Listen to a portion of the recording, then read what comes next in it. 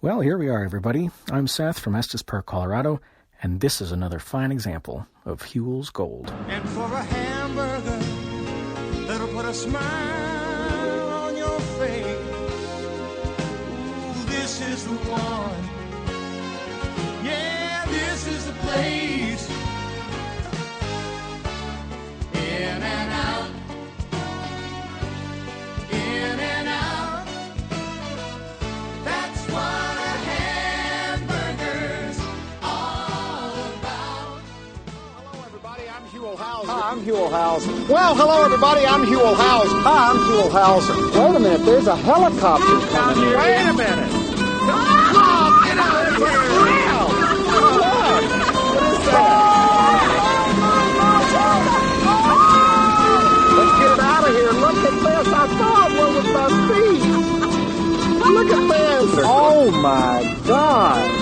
And there they are, Louie, up there. That is an amazing sight to see as we continue our search for California's gold. Well, hello, everybody, and welcome to part 2 of our In and Out episode. I'm Chris. I'm Allan. I'm Kathleen again. And here we go. This is the meat of the episode. Get it? Oh, nice. Oh, round 2. Well, how do you feel about jokes like that, being a vegetarian over there? Well, I mean... Do they hit the same? Well, it's funny because I just had some mushrooms with the dinner I had, and that it's kind of a fleshy thing, so it could also... Plus, there's the whole alternative meat thing. I know that's like a hot button issue with like, what is it, cattle ranchers and stuff. They don't want, like, Beyond Burgers to be called meat, which is funny. Nice. Which put it in quotes. Right? Wrap it in quotes. Or spell it M-E-E-T. That's a nice way. Yeah, that was always at when I worked at Whole Foods, that was always a funny thing where people wanted, like, not meat to be shaped like meat. Yeah. Like, well, what? Anyways. Yeah, I've definitely had some fake chicken wing, like drumsticks that look exactly like a drum. It's like, yeah, I liked it. It tasted good when I ate it, but it was odd to eat a fake drumstick in the shape of an actual chicken's leg. Well, there was stuff that we sold that made more sense to me. It's what I imagine if I was a vegetarian. I didn't want to eat, like, dead animal shaped fake meat. Yeah. Like a turkey log. That makes sense to me. So, anyway. But I mean, there is really no escaping the meat of this episode. It is well, 2 times we do, but we'll get there. We'll get there, yeah. We'll get there. So, where we left off last week was like the facilities, right? That's kind of what part 1 was all about. Yeah, we had Matt Penfield, right? What was his name? Dude, I'm not going to remember the names. But yeah, that dude, he did look like Matt Penfield. Was he the president of the whole company? He was the Vice, I think. King or whatever. No, he was Mark Taylor. Okay. Then he was Vice. What's that? Vice president? Is he like kind of like the wingman? Yeah, I forget. Man, how do we forget that? I know. I guess it's been a few weeks. So. It's been 5 years since the last one, basically. Mm-hmm. He's up there. Yeah. But it's actually the guy that we met in the In and Out University who's taking us over to the real destination of this week. Yeah, that's sorta store number 1. That is Jack Rules Our World Ruly. Sure, he'd be down with that. Oh man. So, can you remind the listeners and me, because I don't really remember, kind of the whole story of store number 1? Do you guys remember what the whole deal with that? Because there's like the real location. Then, do you remember what happened? I just think they upgraded. Well, as far as they were moving the freeway. It was freeway construction. Oh. That's and it. Yeah. There was like eminent domain, I'm guessing, or they sold the property. Eminent domain, it's involuntary sell. But yeah. You get money for the property, and then this is the new store number 1. Yes. But it looked like they picked up the building and like shoved it across the street. But then it's not like functioning as a full-fledged restaurant needed to. So they built like, you know, like an In-N-Out that we all have seen and been in. Right. That functions as the new like number one. Right. Yeah. And that's what we're going into at about 26 minutes, 24 seconds into this hour-long episode we've been diving into, and let's just go, yeah? Yeah, let's do see it. what happens. So right off the bat, Huell's walking in with what's his name again? His name's Jack. And it's weird, like it's I wanted to add right off the bat, one of my questions, Kathleen, was because as soon as you walk in the door, this could be the In-N-Out on California Avenue. Like it looks exactly like the one I've been to the most here in Bakersfield. It does, like the artwork, everything. Are they all kind of the same? They're pretty similar, but like my In-N-Out doesn't, or the one that I worked at, it didn't look like this. Yeah. Really? What was different? Just like the layout? Kinda, yeah. And it's much smaller than this one. Okay. So you'd walk in and basically you weren't directly in front of the order takers. You kind of walked in on the side of them. Oh. Yeah. See, I always imagine when she says the order takers, I imagine the Undertaker. Like everyone's just standing there. They're 7 feet tall with their eyes rolling back in their head. Well, you know, and it's funny when Huell walks through the door because, you know, Huell's been in our position before. Like everyone walks to the front door and immediately turns to the left and looks for an open booth. That's just what you do. Uh-huh. And then if you're disappointed because you can't find an open booth, you kind of look to the outskirts. Mm-hmm. And then if you have to settle for that like bench area in the back where there's 4 seats behind the fake plants. Yeah. Or people are waiting for their food. So, yeah. And then I also, Kathleen, did your location have the outdoor seating like our kind of big flagships? It did. Because I almost forgot. Yeah, that's something that, you know, when you're younger and don't care if you're going to sweat while you're eating, right? You'll take advantage of. Like you and us and our knucklehead friends would all sit outside.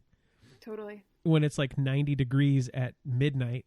Yeah. And just be sweating, eating burgers. Gosh, so those are some of the best memories, though. Like. Yeah. Yeah. Well, as I hear, you know, we'd always have like the import car meetup too. Ooh, fancy. It's funny that has lasted like multiple decades now here. It has, yeah. Yeah. Just that car racing meetup situation out there. Well, do you remember the Real Life I'm a Street Racer?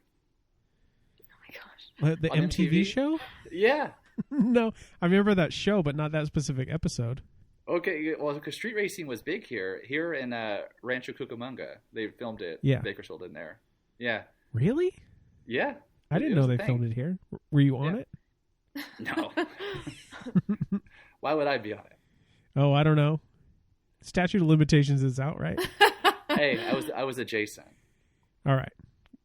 Same with skating, right? Like you were just hanging out. You weren't actually skating. I only skated public skate parks, and I always wore a helmet with elbow and knee pads. Sure thing, dude. So, okay, right off in this store, we meet with the manager of store number 1, Steve. What was his name? Wyman. Steve Wyman. Wyman. Okay. If I met this guy outside of In-N-Out and he told me like, or I'm like, hey, nice to meet you. What do you do? And he said, oh, I'm the manager of In-N-Out. I wouldn't be surprised. He has the vibe as far as like my layman's knowledge of In-N-Out managers. Yeah, I was. There was something I noticed though. What you got? Which was, I mean, this is real elementary, Mm-hmm. but I didn't realize that managers wore red aprons. Well, okay, yes, true. Because he's got like a full, like, I'm a barbecuing dad style apron. When everyone else in the back has like the, I don't know what to call it, like, just wrapped around the waist apron. Mm-hmm. Why does he get the full apron? Is his shirt more valuable than? I think it's just to like distinguish the manager. That makes sense. Because often, just to distinguish the manager. Okay, another thing. I'm just like, as we're watching this, we're like 28 minutes in now, and Steve's kind of just talking about his life as like his career in the business. I'm just looking in the back, and I've never even thought about this until right now. Is there a gender specification with the hats? Yes. Okay. I never would have even noticed that if I hadn't been just staring at this and not listening to them talk like we are right now. Yeah. So guys, they get a fresh paper hat every time they work, and even throughout the shift, like if it rips or if there's something on it, they have to replace it. The girls, to pin up their hair, because oftentimes, most of the time, the girls will have longer hair. Yeah. And you would basically, there was a certain way you'd wrap your hair up into it, and you'd have these big, like, bobby pins that we all use to keep our hair up in the hat. Big bobby pins, just like the big safety pins. Like everything's just bigger there. Just shove it into your head. Yeah. No, it was not like anything specific to In and Out, but just to keep your hair in the hat. It was, we all kind of had the same bobby pins. Okay. So, as you see, like even though we're in different areas, we're doing this on Zoom, and they're watching my screen. I just paused it at 28 minutes and 51 seconds. I just saw this employee here on the grill scraping those cheese niblets off there. What's up with that? There's got to be something. Okay, that's a thing. So, I had a feeling this is what that was. I wasn't sure, but yes.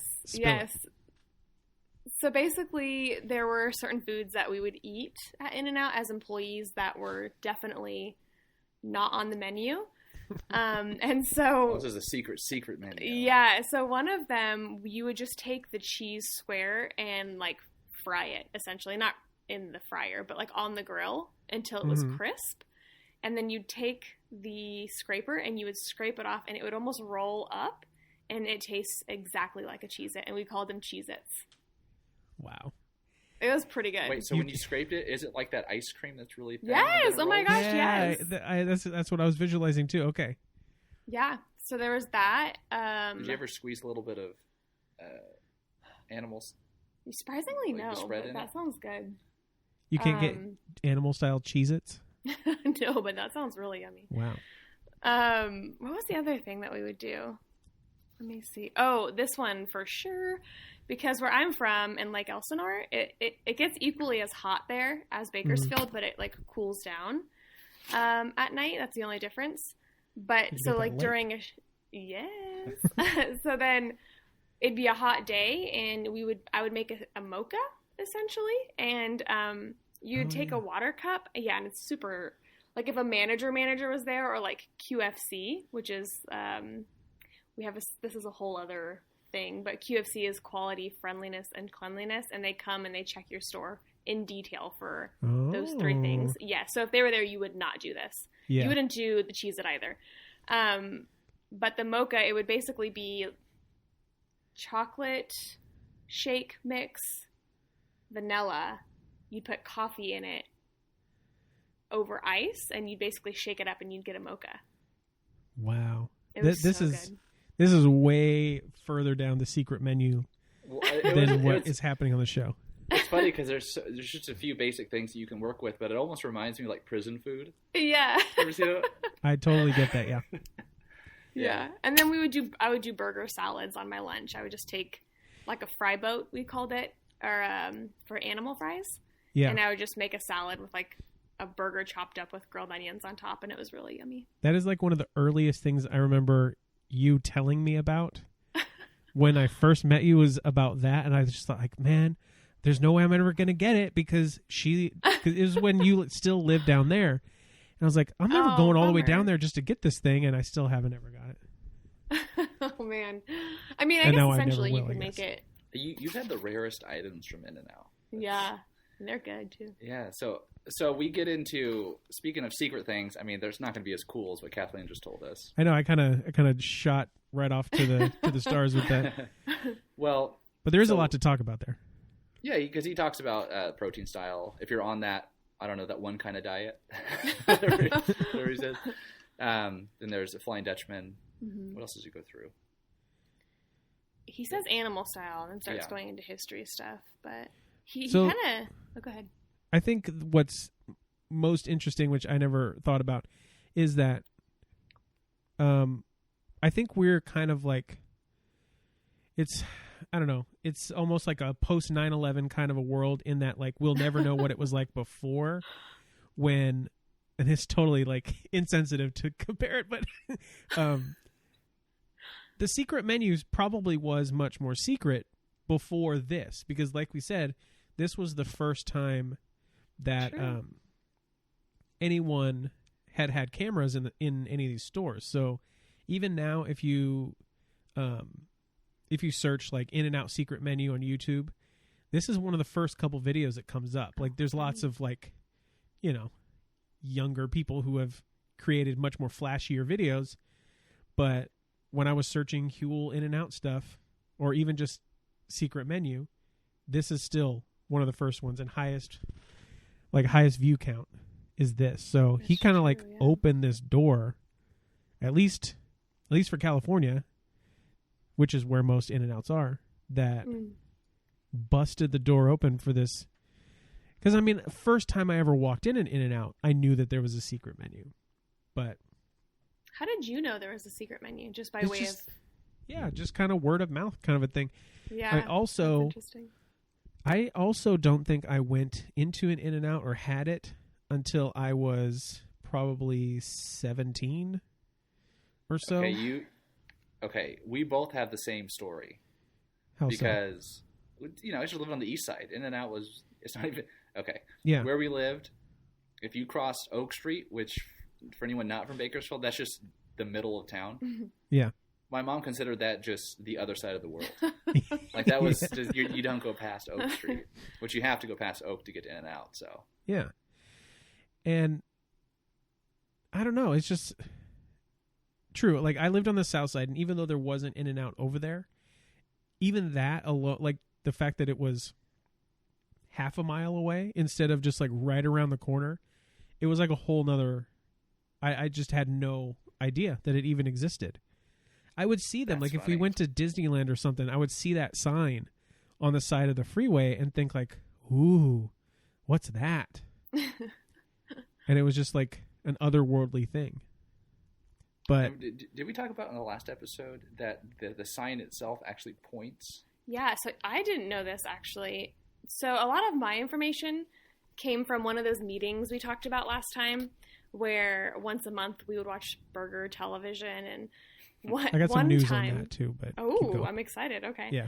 There was one time, and it was the coolest thing ever, that like a historian, a guy who knew the history of In-N-Out, came in for our meeting and just laid out all these really cool facts. And one of many of these facts was the sign. And even working there, it never dawned on me that wherever it's not like one way that the arrow is pointing. It's, if you're on a freeway, it's literally pointing to where the In-N-Out is. So if you're like driving northbound, it's gonna like point downwards. Whichever, yeah. Yeah, and so for some reason it was so Well, obvious. there was something else too. You said, so what's up? If you see In-N-Out and you follow that arrow and you get there, what do the palm trees mean? That's another fun fact. Ooh. Yes, so Rich Snyder, Harry Snyder's son, apparently he was a huge movie buff, Mhm. and I'm gonna definitely say the wrong amount of mads, but he he really liked the movie. It's a mad question mark world. And at the very, I've never seen it, so at the very end of it though, there's crossed palm trees, and that's where the treasure is, and that's why he also wanted In-N-Outs to have like those crossed palm trees, like that's where the treasure is. That's nuts. I know. Pretty And cool. and it's weird because like that seems like it would be stuff that the general public would be into knowing, but the fact that they just brought in this special historian just I for you know. guys. I know. I agree. It was so cool. That's awesome. So remember how much I was like freaking out about Burger Television and all that? Yeah. I asked my friend Zach, who does have a way with finding things. He searched high and low. He plumbed the depths of the internet, and there is almost nothing about burger television. Like, you can't even find any real mention of it, much less like copies of the DVDs or digital versions of it or anything. The only thing he could find is that there was a job listing for that guy that we saw last time, who was like the production guy of it. Justin Blumenthal. That's right. I guess he moved on to bigger and better things, because there was a job listing for that position from like not that long ago, like a year and a half ago or something. Oh, yeah, okay. And I mean, maybe he quit long before that and it was a different person, but either way, when I was explaining to Zach that it was like a DVD that was sent to the store and there was just one and then the manager would have it, that like the loyalness of these managers, like they've never let one slip. Oh, yeah. And what you said, this was like a monthly thing too? Yeah. Uh-huh. So think about how many there have been. Yeah, and I don't know where they would go afterwards. Like, I'm assuming you just had it in the store afterwards. I don't know. It's been gnawing at me ever since.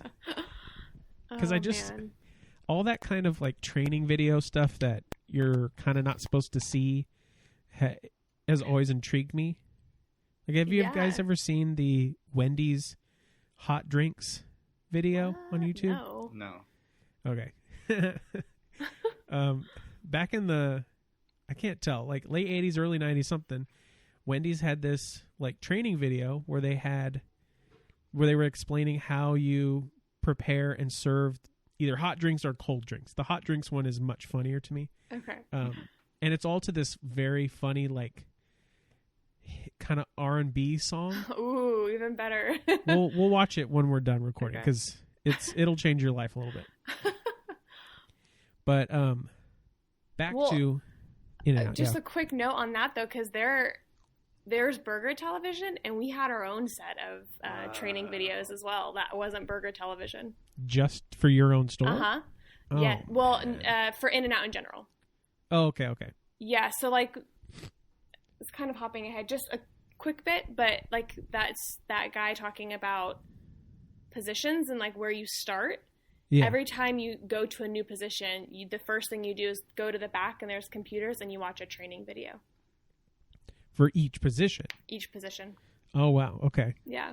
So it's almost like where we are in the video, about 32 minutes, kind of shows all the different positions. And yeah. Well, I was going to say, before we get there, you want to run through the specialty items real quick? Hit them. The secret menu. So we'll just get through this so we can get to all the... There's so much to unpack. So Kathleen noticed there were a few things that old Big Steve, not that he left out, but, they might have cut it. Who knows? Yeah. So we got chopped chilies, whole grilled onions. You can get extra well-done French fries. What is that, Neapolitan? Yeah, Neapolitan shake. Mm-hmm. Yeah, had that. So these are a few extra things you can get that Big Steve left off, but they're not really, whatever. There's also a hack that a person that we knew used to do, which if you order a meat patty and get 2 tomatoes on the side, you can just use the tomatoes as the buns, and you could just eat a meat patty for $1. That is some poor boy food right there, for sure. Okay. Yeah, someone else I knew who was vegetarian would like cook like a Boca Burger patty, put it in a plastic bag, and then put it in a pocket. You told me that. Come in, get a grilled cheese, and then like plop that Boca in, and they would get their own like veggie burger. That's so good. That's awesome. One thing also that I always thought, like, man, I wish they had this that I didn't know for a number of years, is that you can get like packets of the spread on the side. Yeah. Oh my gosh. Yeah. Like, I don't know how I missed it. It was because I'm just looking at like 3219. There's a guy waving to the camera with his spread packet on the table. So as far as the positions, since you went there, we can get into that. It is interesting to me that you have to start out like on the floor with the customers. I'm assuming like doing cleanup duty. Is that what you're doing? Okay. Yeah. So you're basically just constantly wiping down tables, sweeping up the floor, really asking if customers need or want anything so you can get it for them. And then taking in trays. It's pretty straightforward. Yeah. And then is there kind of like a strict succession of positions? Like then you move to fries, then you move to burgers, or is it kind of... Well, that was kind of the debate that I was having, I guess, with myself to Allan, was because that kid in that guy in the man with the fries, he said that he went from dining room to fries, but for a lot of our employees in the store at store number 54, it was dining room, and then you would take orders in the counter, like in the dining room. Oh. So you wouldn't go straight back into the food. You would take orders, so you kind of knew the orders. Yeah. When they were calling them back. That makes sense. Yeah. I mean, to be fair to this dude who shows up at about 33 minutes 42, I mean, he doesn't look like a weak guy. So maybe they just thought like, oh, he looks like a football star. Let's get this guy back on the fries, because I've seen some like smaller framed girls doing this, and they're like, God, just having to go so hard on it, and he's just like it's warm sticks of butter, just. Well, it's funny because you oftentimes the positions sort of like the potatoes, for example, oftentimes were done by the guys because it's such a big, heavy lifting job. Yeah. That a lot of times they would end up doing. Just like positions. buckets of water. It's buckets of water and like potatoes. It was. I'm telling you, I feel like I was buffer when I worked at In-N-Out because of all of the like potato cutting and bucket lifting. Yeah, it's crazy. Yeah. Like, because it's a big industrial potato slicer. It's not. Yeah. I mean, we've all seen it. Anyone who's been through the drive-through. Why can't I think of that word? Sees the people doing it, is right there in the window. Right. Yep. Well, Okay. yeah, it's like the Spud Master 2000. So I paused it at 34 minutes 44 seconds on the grill itself here. So I don't have any like major questions, but is this kind of what yours would look like with the different segments of how it was laid out? Yeah. So you can tell like that back one's the double. Okay, yeah. And then that obviously there's animal style. And then it's so funny because every single position has such specific guidelines that I started cooking and then I quit. But cooking always intimidated me because it was just so... Because the hot cheese stuck to your hand, right? To this day, I'm not kidding you, with the cheese and the fries, I can't feel things as hot as they are. Because like I think it was just constantly searing my fingertips. So you just like burned the nerve endings in your hands? But yeah. Yeah, she'll just check a cake. She won't even use a knife. She just sticks her finger in it. But yeah, cooking was intense. Well, actually, yeah, because you paused it on the grill. Dude, like I said, I'm a dense person. Everyone knows this. But did not know that it was fried in mustard. Yeah. Who knew? Yeah. That's just how they do it. They just plop some mustard on it. And that's the animal style part of it, right? Yep. So animal style is like fried mustard burger patty with grilled onions, right? And then extra spread as well. Okay. Yeah. All And right, pickles. Well, then answer me this too, because Aaron and I still have not gone because we're...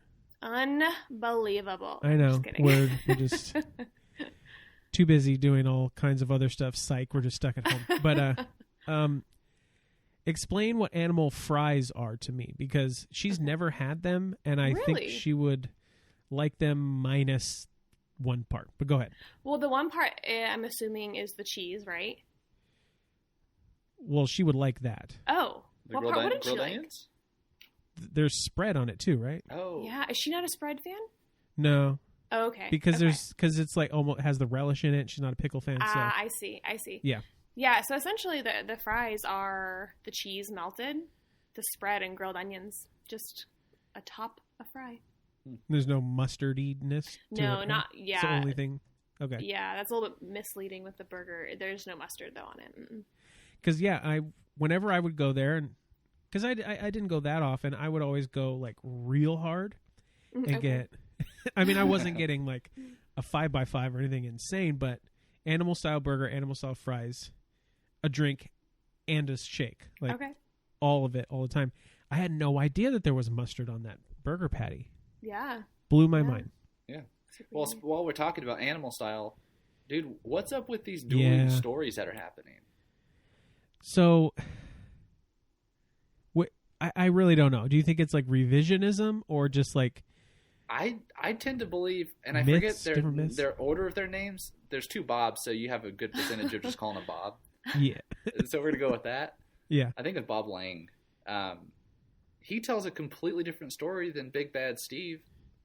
Yeah, because Steve told a pretty believable story. I'll say this. This is the story that Kathleen heard as well. Okay. Yeah. So Steve and Kathleen got the same story. Well, what is that story again? Say it. The kids who would hang out, they called them animals, and that's how they would order their burger. So they because they were like wild teen, you know. Yeah. Yeah. Like it's American Graffiti or something. Exactly. But then Bob gives us a story that it's how the employees used to eat it. Yeah, and just say call it animal style. We'll know to make it that way. So unless maybe it's one of these things where, you know, both can be true, where maybe the employees were the kids that were animals. Yeah, it's a weird one. Well, that's the best I got. Yeah. Well, the kids being animals story sounds more likely, but also more made up in a weird sense because, like, it sounds more mythy. Like, it sounds like a myth. Yeah. Yeah. Where, a lot of times the real story of something is so simple that it's not as cool. So, who knows? I always like to believe the crazier versions of things. Sure. So let's go with the kids. Those wild animals. Well, I'm gonna go with Bob. I feel like Bob's telling the truth. Playing it safe. I'm playing it safe. Yeah. Okay. Let me go back to we could say too that Huell didn't it's hard to tell, because they can cut this in different ways. Steve tells him the story, and then Huell says this is some kind of urban, I forget if it's just legend or myth, whatever he says. And then he says the exact same thing after Bob says his story. So I can't tell what came first because he has the same reaction to both.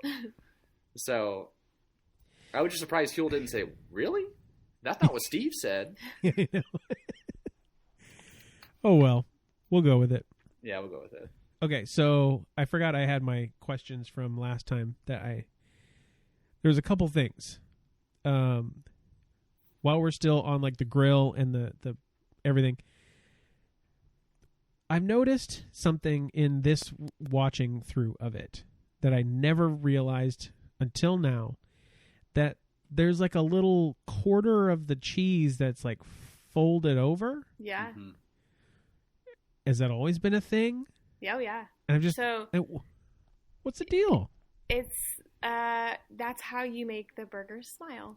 So you're actually part of the training when you're a cook is that you have to and I remember I would always fold it too far, and it was like a point against me or a negative. From QFC? Just from my manager who was training me or whoever was, that you have to fold it a specific way so that it kind of does that perfect curve over the patty. Yeah. So that when you're putting it together and the person next to you is called the board person, that they could then wrap it in such a way where all the fixings and like cheese and meat all look like it's a burger that's smiling at you. So. Well, okay. So this is like burger myth, obviously. And I'm going back to Wendy's again, weirdly enough. There's so many little hidden things in all these like burger smiling. Never in a million years did I know that or hear that or anything. Like it's the same level of like hidden weirdness that has existed in my face all this time. That at Wendy's, whenever you get a burger, if you open it up, you'll see that they put the mustard in a W. No way. For Wendy's. Yeah. That's awesome. But also, I want it more spread out evenly.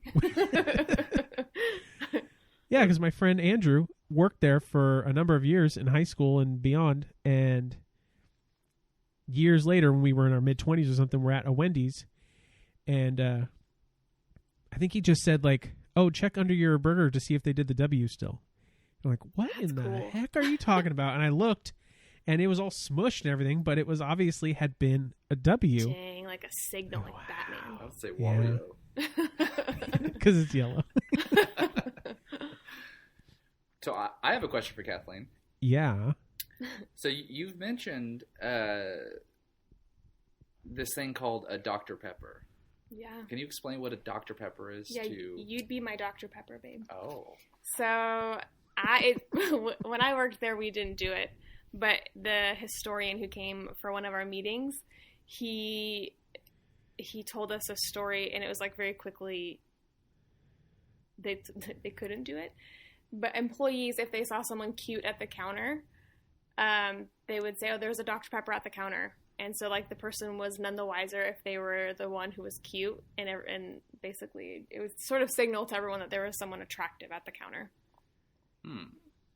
Back in like a sweet way, like it sounds so creepy when I'm explaining It it. does sound a little pervy, but Well, it I depends how get you it. say it. I guess, you know, Yeah. it depends on the context. Or I just picture like a sweet, like a 1960s kind of like, "Hey, you're real swell." I don't know.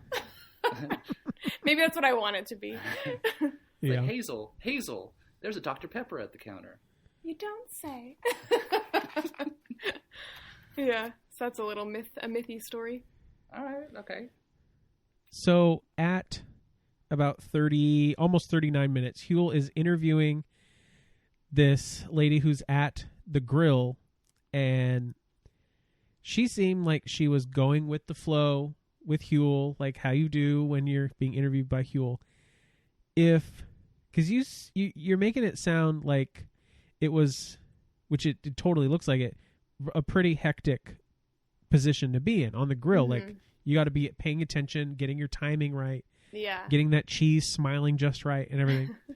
If this fool had walked up on you and distracted you during your grilling time, would you have gone with it like she did? Yeah, I feel like that's kind of the whole shtick of the In-N-Out employee. Like, you're just, "Hello, how are you? Sure, no problem." Like, that's Yeah. kind of what you're paid to do. But I'm kind of curious, actually, if they intentionally put her... She looks like she's at the last grill. And the third grill, when it opens up, it's oftentimes for special requests, like allergies, or if it's super Oh. busy. So I wonder if they, like, staged her there. Wow, you just opened a really big can of worms. Because so much of California's Gold seems like it could never be staged. But it had, I mean, things have to be staged from time to time. There's always situations where it has to work just so the camera can be in the right spot at the right time. Yeah. And plus, like, he is like roaming around a busy working Yeah. restaurant. Yeah. So it makes sense. Yeah. But that actually leads me to one of the other questions I had. Because you mentioned the shtick of the In-N-Out employee, Mhm. where everyone is like happy, smiling. Everyone always seems busy. I've never seen anyone who I notice as being like a slacker there. Yeah, But- no. Did you ever experience anyone, even like short term, who was like just kind of like not cut out for it? And No, I don't think there's much tolerance, and even tolerance is a really strong word. I don't think there's any ability to, because everything just moves so quickly that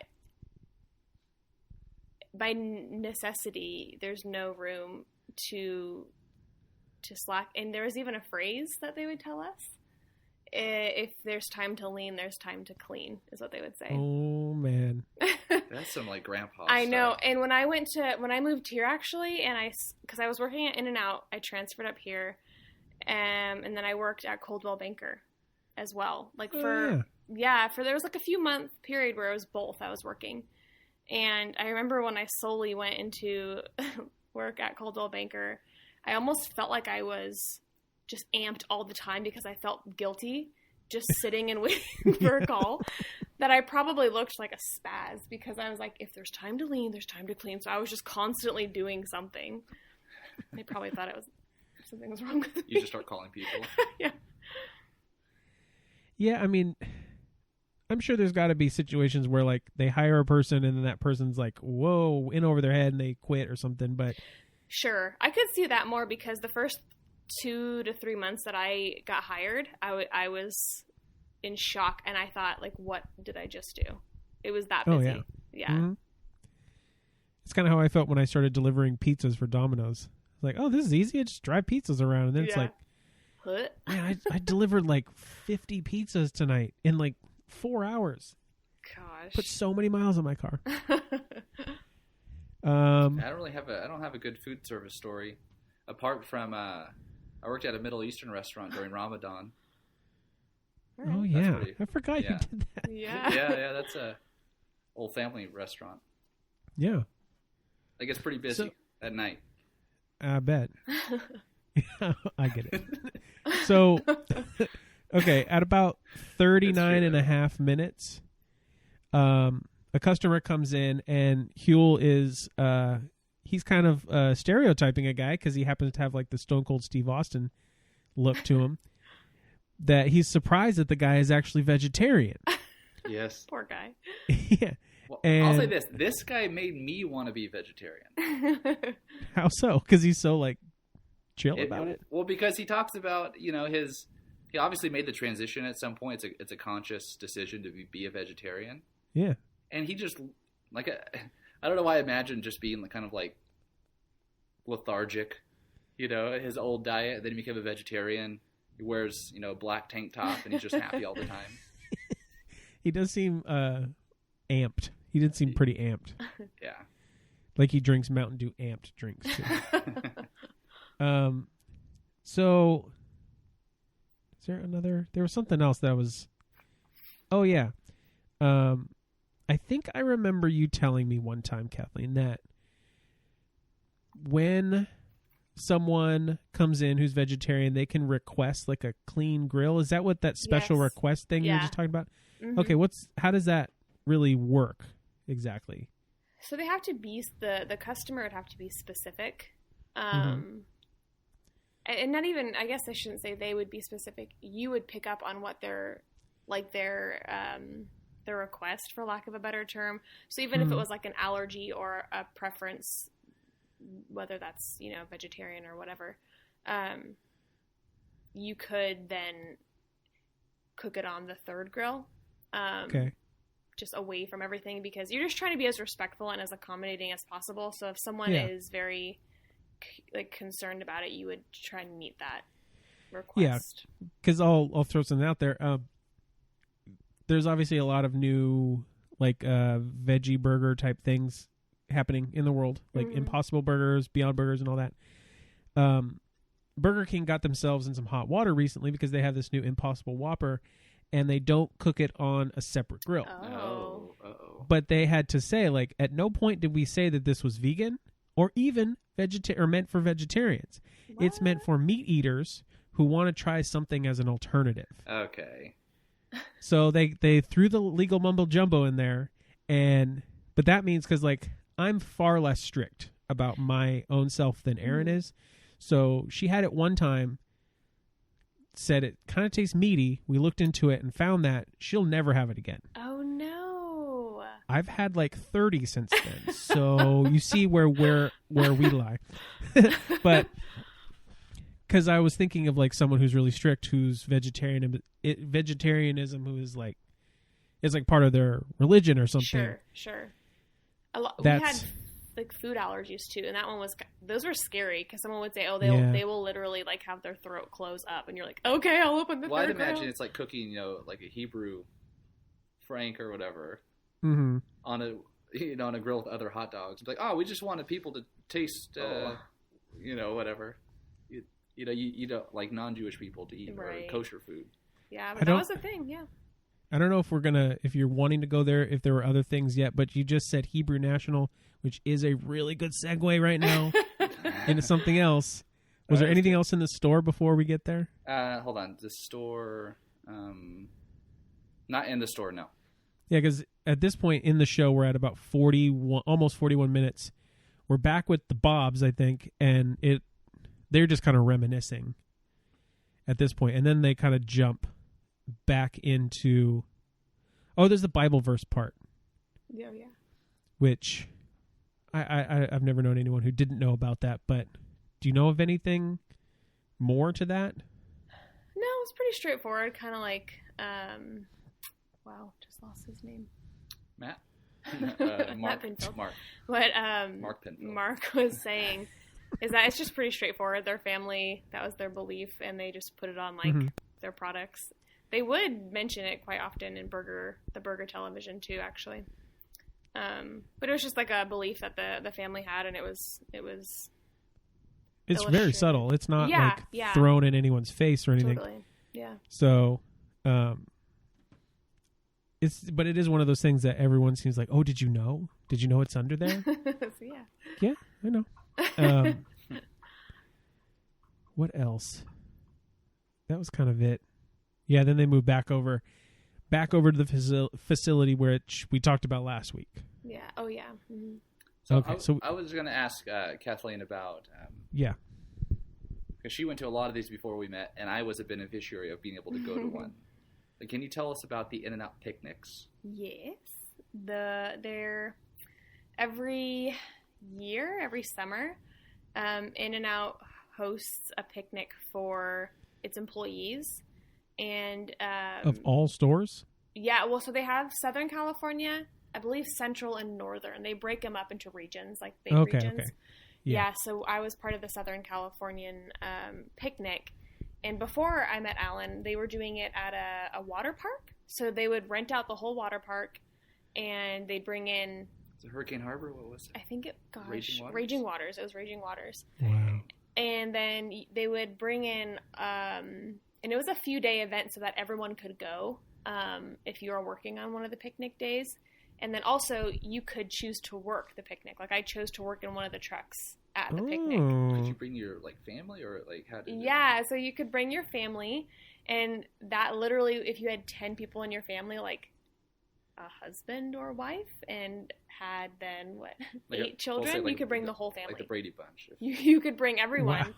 Yeah, and... You basically enjoy. But you're not bringing your second cousins or anything. Yes, exactly. Yeah, okay. Immediate family, and then you could just enjoy the facilities that they had it at. When Allan and I went, it was at the Santa Anita? Anita Raceway. A raceway, and they made it like a carnival, and everything's free. They have all these snacks, and you could have as many hamburgers that you want. Like if you kept going back to the trucks to get 15 hamburgers, they would keep giving them to you.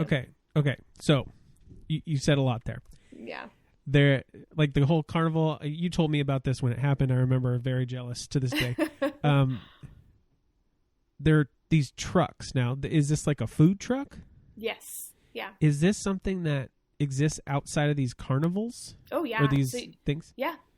You actually, when we were getting married, I thought about renting it out for our wedding. So it's like In-N-Out catering almost. Oh, yeah, totally. Wow. I think I did know that they did catering, but I thought you just picked it up. I didn't know that it was like a truck that would come and custom make, but that makes even more sense because everyone would want something a little different. Mm-hmm. I mean, I liked your guys' wedding plenty great, but that would have put it over the top. Well, I say you could blame Riverside. You have to get permits. It was gonna be a thing, but we didn't have the right, or we couldn't do it. Yeah, I mean, you made it up. You made it up in many other ways. That was good. It was a good event. So I have a question then. So the workers on the food truck, do they travel with the food truck, or do they pull from stores, or are the people dedicated to just working? As far as I remember, the people were dedicated to that truck, and let's say they had an event.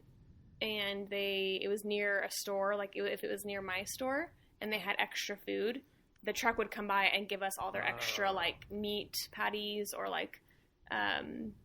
protein style lettuce. I can't think of words right now. Yeah. Well, so, to me, that seems like a cool job where you just get you go into work, let's say, I don't know what year this would have been, mid-2000s, and they're like, all right, we're doing a reception. It's Tom Green and Drew Barrymore's reception. Yeah. And that's a very specific example, but yeah. Oh man. I love that they got married and forgot about. Well, I never forget about that actually, but I haven't thought about it in a while. I thought of in my head right now. It was like, what celebrities would you know? It's so perfect. It's perfect analogy. Absolutely. You know, that seems like a cool job though. Yeah, I actually envied that job. I would like to do that job, or I had wanted to do that job. Well, you go back sometime maybe in the future. That's true. The segue that we were talking about earlier was actually because you mentioned Hebrew National, which is a brand of hot dog. Mm-hmm. And this is what like first blew my mind back in the day, is when you took Allan to that carnival picnic thing, and I think you just sent me a picture of it, and you just said, "I just ate an In-N-Out hot dog," and I was like, Yeah. "Okay, I know there's a secret menu, but what is going on right now?" Okay, so I will. This is my experience going to In-N-Out picnic from an outsider's point of view. Yeah. First thing, obviously, it's Santa Anita Raceway.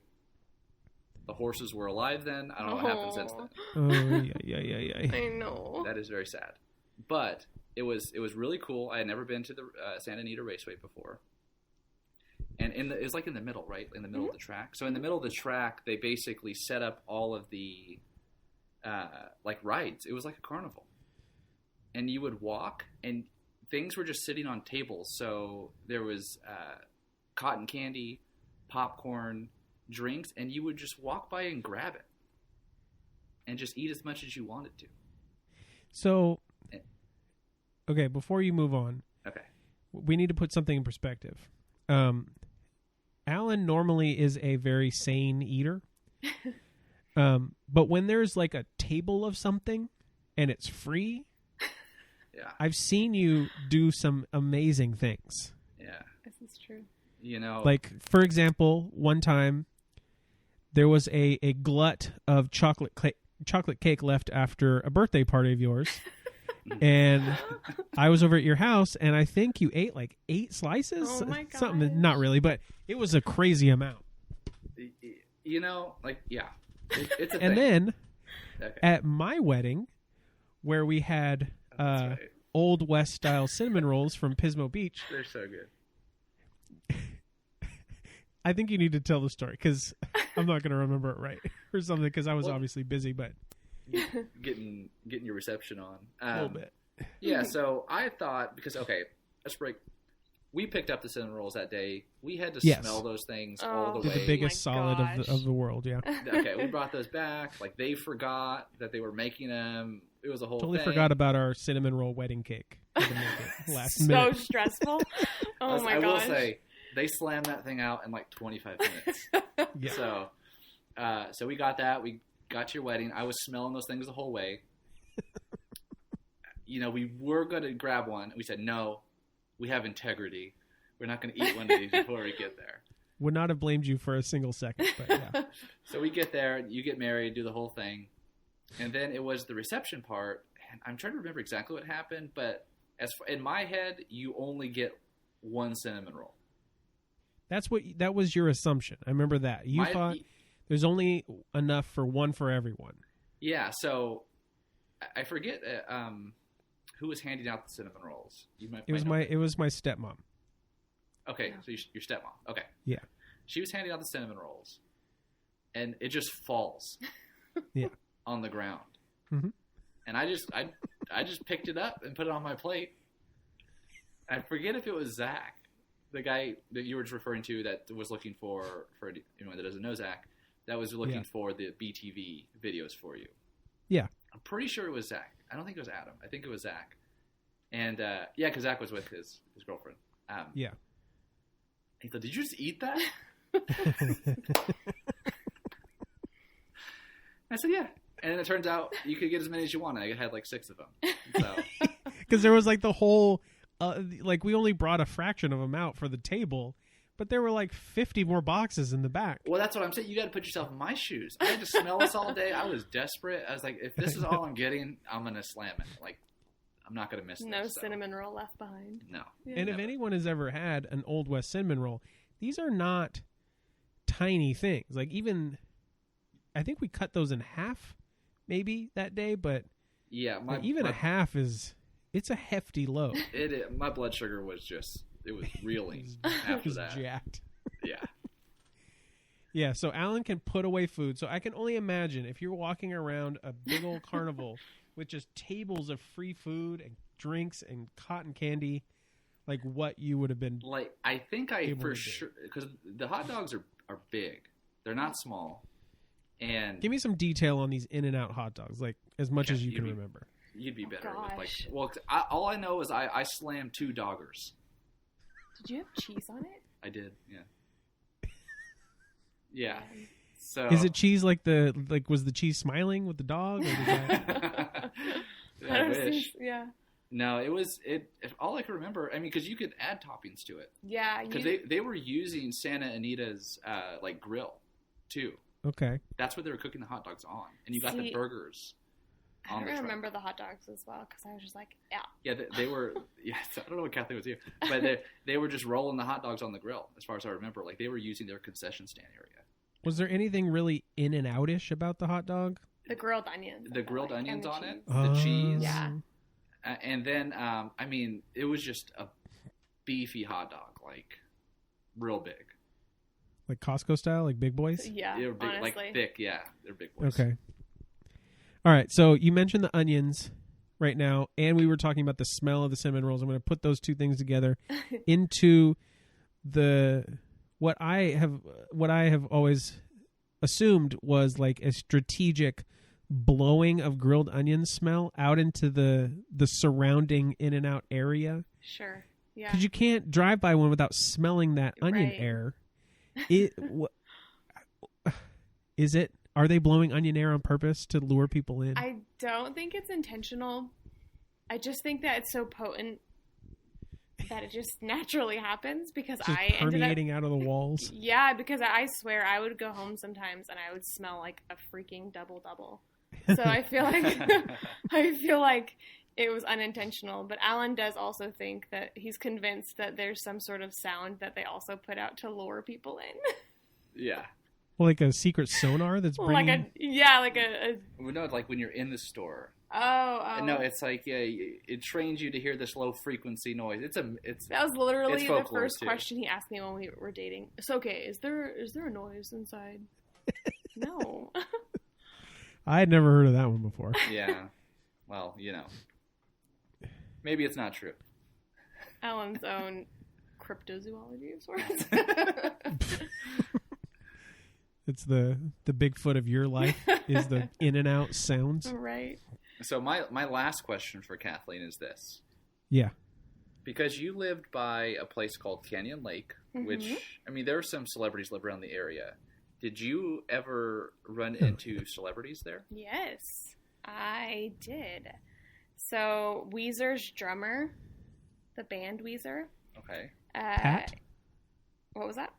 His name is Pat. Okay, Forget his last I name. don't know his name, but he would come in often. I just knew his face. Oh, because he had a house in Canyon I Lake, think right? so, yeah. And then, Yeah, Patrick Wilson.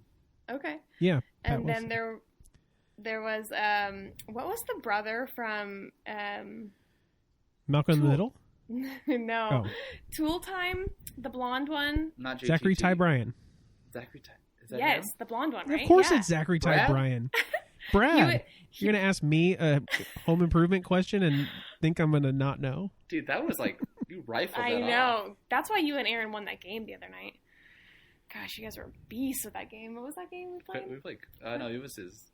No. Oh, the teacher one? The The- Kahoot? Yes. Yeah. Yeah. Anyway, so then him, and then I saw two more. One of them I wasn't there for, and to this day I regret because Bill Murray came, I think, to my In-N-Out, at least with one of my old coworkers, and like held her as if she were a baby. And I'm still jealous. I've heard about this that. story before, and you just showed me the picture before we started recording. Because, I mean, I believed you, because Bill Murray is known for Yeah. being Bill Murray, Oh, I love but him. there it was. And you were not there that day, you said? No, I think I had stopped Aye. working there at that point. But the final one that I saw, and last recording I looked up her name, but I forgot it. She was one of the girls in the series One Tree Hill. How freaked out would you have been if I'd blurted out I her know. name? I wouldn't have been surprised, honestly. No. I've never seen that show. Whenever I hear shows like that, I just say Alyssa Milano. But that was all a really right. That was a really bad night. That was the night that my boss sent everyone home on 4th of July, and we had like an hour wait time. Oh, jeez. And then she came Ooh. in. Yeah, she was very mad. Wow. So I totally forgot what I was going to ask now. There was one other question I had. Sorry. Oh,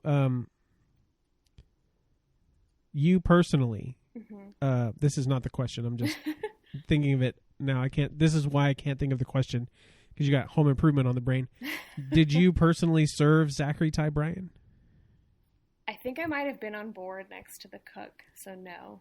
Oh, okay. Well, you would have wrapped the burger, That's right? true. So I had some participation in his meal. Wow. You fed him. I fed him. He was nourished that day because of me. If you want to get real weird about it, like some of the skin cells of your hand, All I'm saying is that's he true. ate. Yeah. Yeah.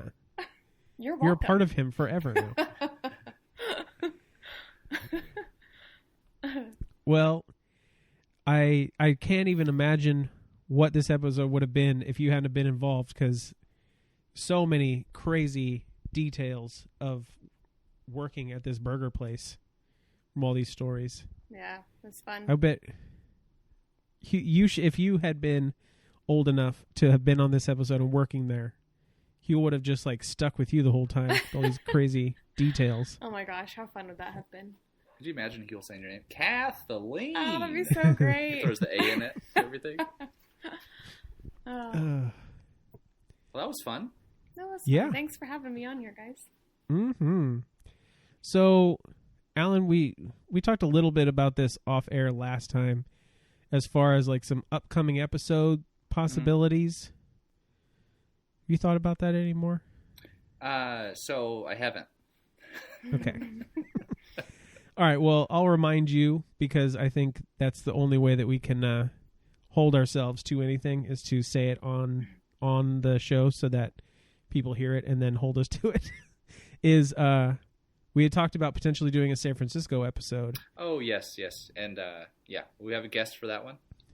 We should. He better not back out. But one of my good friends, Eddie, who's also one of our biggest fans, along with his son and wife, listen pretty religiously, and we're actually I don't think I even told you this yet. His son Santiago, who's 7 now, was really mad that he wasn't told that we started the show back up. Oh, It's like, you didn't tell me they started Huell's Gold again. Why didn't anyone tell me? So he's super psyched. But Eddie was my roommate when I lived in San Francisco, and there is a few San Francisco episodes that would be good, but I think, which we talked about, there's one called Crookedest Street, which on the surface sounds like it'd be about one thing, but it's actually not. Yeah. So there's that we could potentially do if you're down. Yeah, sounds good. And then also, another one we talked about, which we could do another time soon, would be the Pismo Beach episode. Yeah. Now, we've brought this one up before. We've even used a clip of this in our intro song all this time. But it's one of the wackiest, like, wackadoodle episodes of any of them. But I think it would be cool if we get Kathleen back on. I can convince Aaron to come on, and we can all talk about our different experiences in the Central Coast, specifically like the Pismo, the San Luis Obispo County area, the 5 cities. Because, being from this area, and you, Kathleen, being a adopted daughter of Bakersfield, I'll take it. it's Bakersfield Beach. It's where we've gone Yeah. most of our lives. So That'd be cool, actually. Because I don't really know Aaron's perspective on it. yeah, it's funny because her and I both grew up going there and kind of did different things. Like, That's funny.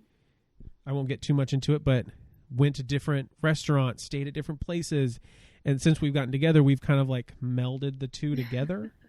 in a way, but I mean, there was some overlap because it's a small place, but definitely some overlap there. And I think Huell also thought that the Central Coast was one of the best places in all the state.